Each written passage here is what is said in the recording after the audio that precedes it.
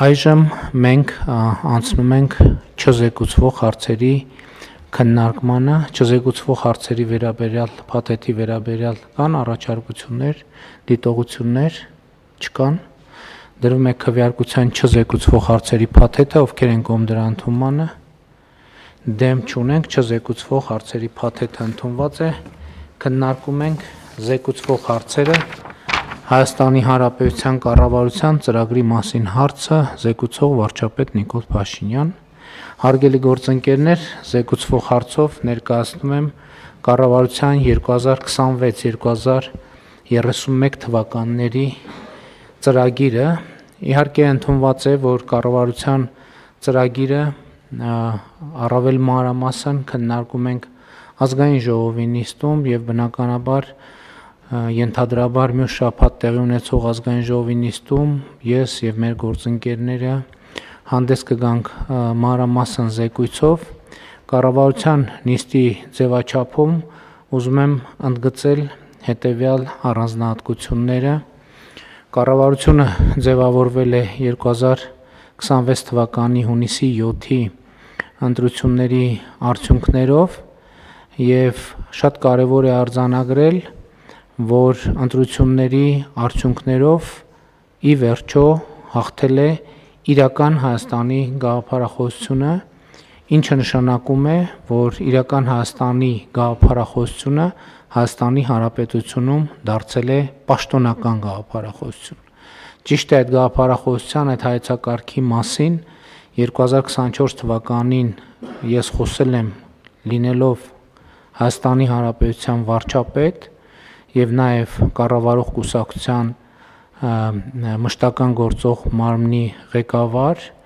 եւ բնականաբար կառավարությունն էլ եւ խորհրդանական մեծամասնության մեր գործընկերները կառավարող քաղաքական ուժի վարչությունը այդ գաղափարախոսությունը այդ հայեցակարգը կիսել են բայց իհարկե մենք այդ գաղափարը կիսել ենք նաեւ ժողովրդի հետ բայց ժողովուրդը արտահայտվելու արձագանքելու դե յուրե հնարավորություն չի ունեցել։ Դե ֆակտո մենք տեսել ենք, որ այդ գաղափարախոսությունը քայլ-քայլ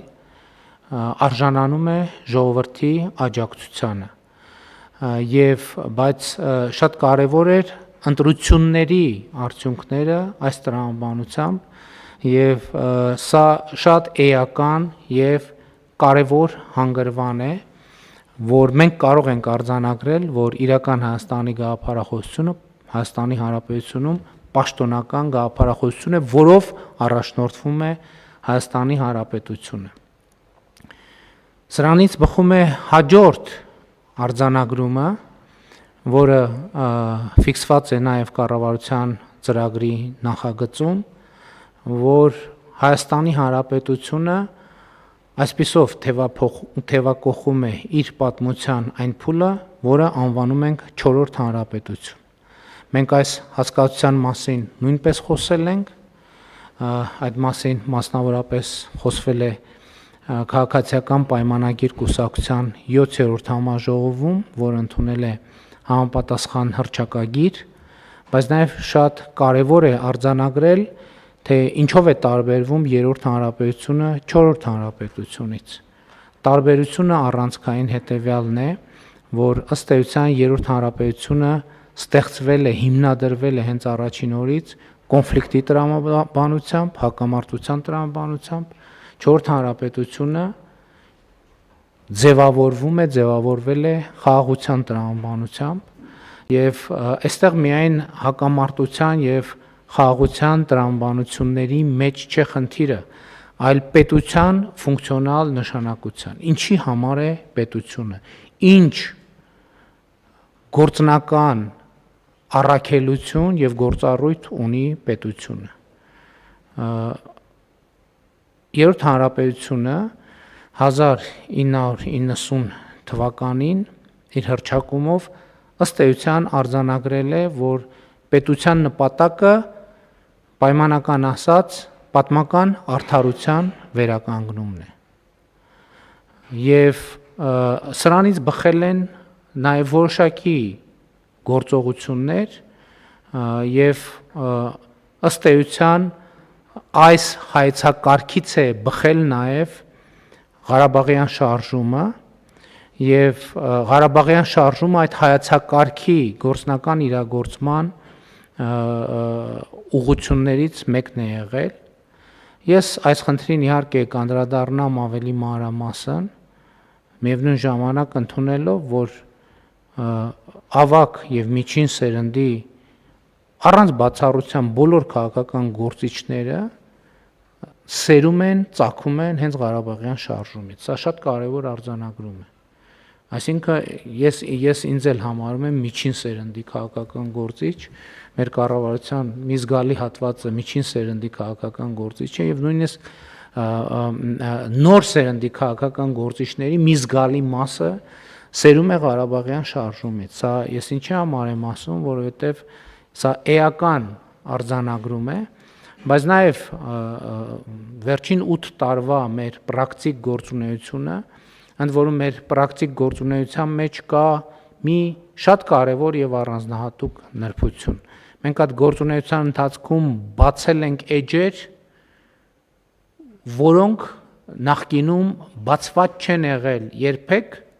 այն կանխավարկածով, որ տրամաբանությամբ դե այդ էջերի բովանդակություն դե պարզա եւ բոլորին հայտնի է։ Մենք ասել ենք շատ լավ, պարզա բոլորիս հայտնի է, բայց եկեք մի հատ էլ կարդանք այդ էջերը, կարդանք, տեսնենք թե ինչ է գրված այդ էջերում եւ այդ էջերի ընթերցումը եւ այդ էջերի հետ գործնական, այդ բովանդակության հետ գործնական առնչություններն են, որ մեզ եւ նաեւ ժողովրդի հետ գործնական առնչություններն են, որ մեզ բերել են խաղաղության օրակարգին, որից բխում է նաեւ իրական Հայաստանի գաղափարախոսությունը կամ հակառակը։ Այս թեմային ես նախկինում շատ եմ անդրադարձել, բայց սա սկզբունքային կարևոր հարց է նաև 2021 թվականի ընտրությունները եւ դրանից հետո տեղի ունեցած իրադարձությունները մեկնաբանելու համար։ Էլի նոր բան ասած չեմ լինի, ասելով, որ 2021 թվականի ընտրություններին մենք մոտ գործեցինք միջին վիճակագրական քաղաքացիական պայմանագիր, կոտորակ, դաշնակցական գաղափարախոսությամբ։ Մենք մեր նախընտրական ծրագրի մեջ գրել էինք Շուշիի դեօկուպացիայի մասին, Հադրութի դեօկուպացիայի մասին եւ այլն, այն ինչ երրորդ հանրապետության գաղափարաբանության բոլոր դրույթները արձանագրված էին այդ նախընտրական կարգախոսի մեջ։ Բայց նախընտրական քարոզչության ընթացքում տեղի ունեցավ շատ էական եւ կարեւոր մի բան։ Հայաստանի Հանրապետության քաղաքացիները ամենակտիվ ձևով այն մարդիկ մեր հանրության այն հատվածը, ում ես պայմանական կամ ոչ այդքան պայմանական ընկալում եմ որպես Հայաստանի Հանրապետության սնուցող մայրեր, նրանք մեզ եւ կոնկրետ ինձ ըստ էության պարտադրել են վերանայել այդ ամբողջ գաղափարաբանությունը եւ այդ հայացքը եւ այդ հայեցակարգը։ Իհարկե դա տեղի չի ունեցել մի օրում եւ մի անգամից, սա շատ կարեւոր է, որովհետեւ 2021 թվականի օգոստոսին ազգային ժողովում ներկայացնելով կառավարության ծրագիրը ես այս դրվագի մասին ասել եմ արձանագրելով, որ նախընտրական քարոզչությունը որպես կենթանի process իր հետ բերել է նոր բովանդակություն եւ արտահերտ ընտրությունների արդյունքներով ժողովրդի առաջ ստանձնած մեծագույն պարտավորությունը տարածաշրջանի եւ Հայաստանի Հանրապետության համար խաղաղ զարգացման օրակարգ խաղաղ զարգացման հնարավորություն բացելն է։ Միևնույն ժամանակ կառավարության նախորդ ծրագրում արձանագրված են եղել կետեր, այսինքն նախորդ ծրագիրը ինքը հիբրիդային ծրագիր է եղել։ Մի կողմից ինքը ունեցել է նոր բովանդակություն, որը եղել է խաղաղության օրակարգը, բայց մյուս կողմից հին բովանդակությունը նաև տեղ է գտել այդտեղ։ Այսօրվա առանձնահատկությունը ինչ է, որ կառավարության ծրագիրը ամբողջությամբ հիմնված է իրական Հայաստանի գաղափարախոսության եւ 4 հանրապետության տեսլականի վրա, եւ սա է այն առանցքային գաղափարաբանական փոփոխությունը կամ վերափոխումը, որը տեղի է ունենում կառավարության ծրագրում, բայց կա սրանից բխող մի շատ կարևոր արձանագրում, որը կապ ունի 2018 թվականի ժողովրդական ոչ բռնի Թավշյա հեղափոխության հետ։ Մենք 2018 թվականին ժողովրդի հետ իրականացրինք հեղափոխություն իր շատ կոնկրետ օրակարգերով։ Բայց ճշմարտությունը այն է, որ 2018 թվականի կեսին մենք ստանձնեցինք Հայաստանի Հանրապետության կառավարումը, 2019-2020 թվականի մարտից մենք գտնվում ենք ըստ էության անընդհատ գտնվել ենք ճգնաժամային կառավարման վիճակում, նախ COVID-ի բերումով, երկրորդը արդեն պատերազմի եւ յետպատերազմական ներքաղաքական խնդիրների բերումով եւ այդպես շարունակ։ Եվ ըստ էության մեր էներգիայի, ուշադրության եւ օրակարգի զգալի հատվածը, մեծ մասը նվիրված է եղել հենց ճգնաժամային կառավարման տրամաբանությանը,